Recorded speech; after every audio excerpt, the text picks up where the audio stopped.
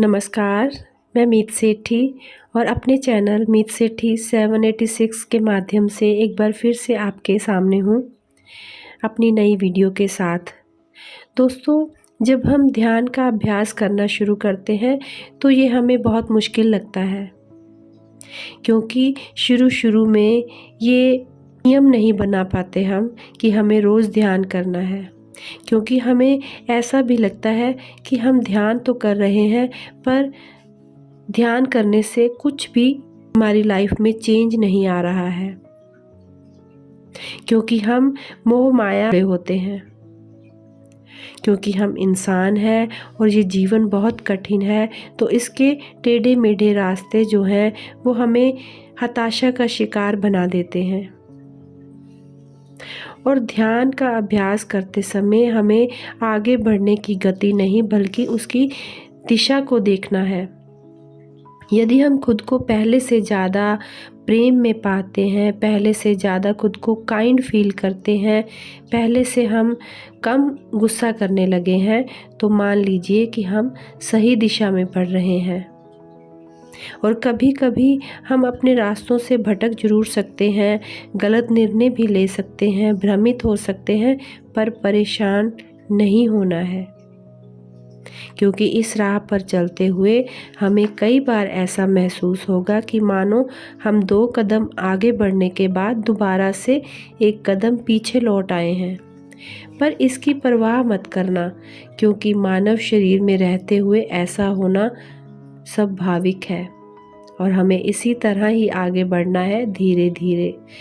बुद्धत्व को प्राप्त करना एक धीमी और बहुत ही श्रम वाली प्रक्रिया है, जो कि भरपूर समर्पण मांगती है, अनुशासन मांगती है, नियम मांगती है, और इसीलिए रास्ते में रुककर थोड़ा सुस्ता लेना भी ज़रूरी होता है।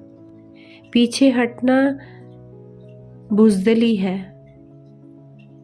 इस सफ़र में हमें धीरे-धीरे ही बढ़ना है।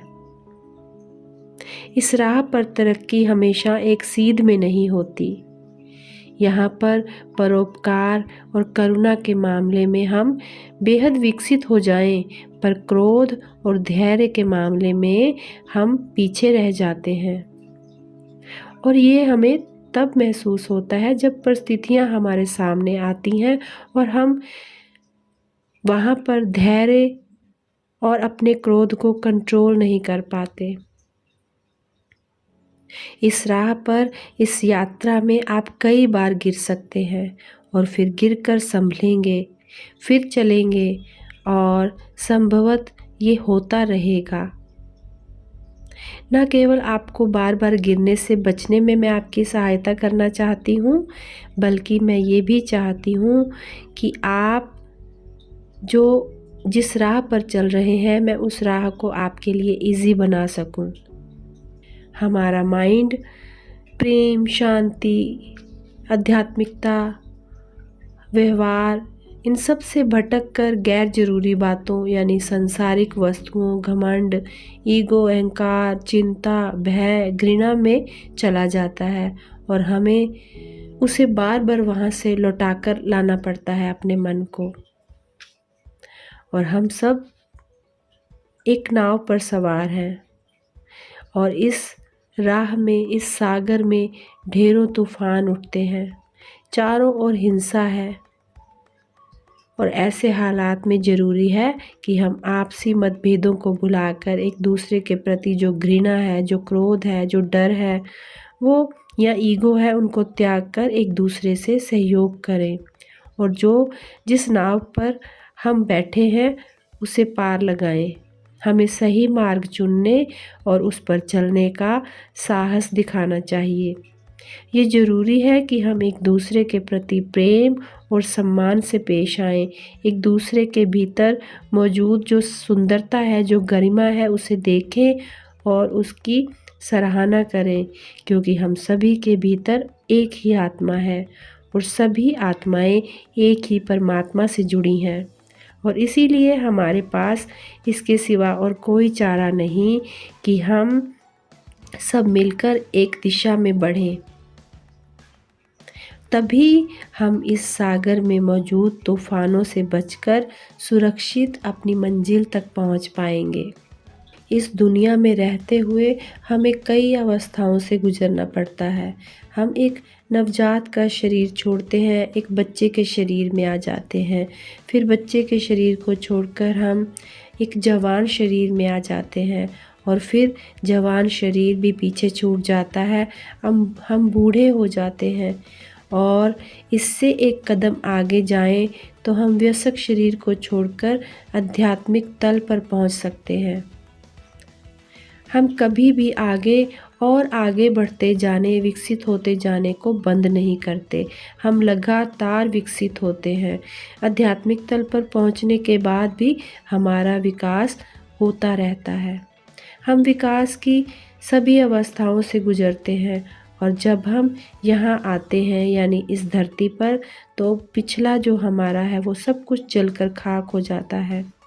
हमें पुनर्जन्म की अवस्था से, सीखने की अवस्था से और प्रज्ञावान होने की अवस्था से गुजरना पड़ता है। हम ही ये तय करते हैं कि हमें कब वापस लौटना है, हमें कहाँ से लौटना है, किन वजह से लौटना है। और हम में से कुछ लोग ये तय करते हैं कि वे वापस ही नहीं लौटेंगे। वे विकास की एक और अवस्था से गुजरने का विकल्प चुनते हैं और वापस लौटने का फैसला करने तक वो उसी अशारीरिक रूप में रहते हैं, यानी आत्मा के रूप में रहते हैं। कोई कम तो कोई ज़्यादा समय के लिए। सीखना और लगातार विकसित होते रहना एकमात्र ध्येय है सबके लिए। हमारा ये सांसारिक शरीर एक साधन मात्र है इस दुनिया में निर्वाह करने के लिए। असली चीज़ है हमारी आत्मा, हमारी चेतना, जो कि अमर है। तो दोस्तों, ध्यान से जुड़िए ताकि हम ये सब प्रक्रियाओं को छोड़कर अपनी मंजिल तक पहुंच पाएँ, आगे बढ़ पाएँ, हर आने वाले तूफान को पार कर पाएँ। तो उम्मीद करती हूँ कि आपको आज की वीडियो अच्छी लगी होगी और यदि आपको ये वीडियो अच्छी लगे तो इसे लाइक, सब्सक्राइब और शेयर करना ना भूलें। और जब तक मैं अपनी नेक्स्ट वीडियो लेकर आती हूँ, आप सब ध्यान में रहें, आनंद में रहें, अपनों में रहें, अपनों के साथ रहें, खुश रहें, खुशहाल रहें। मिलती हूँ जल्दी ही। धन्यवाद।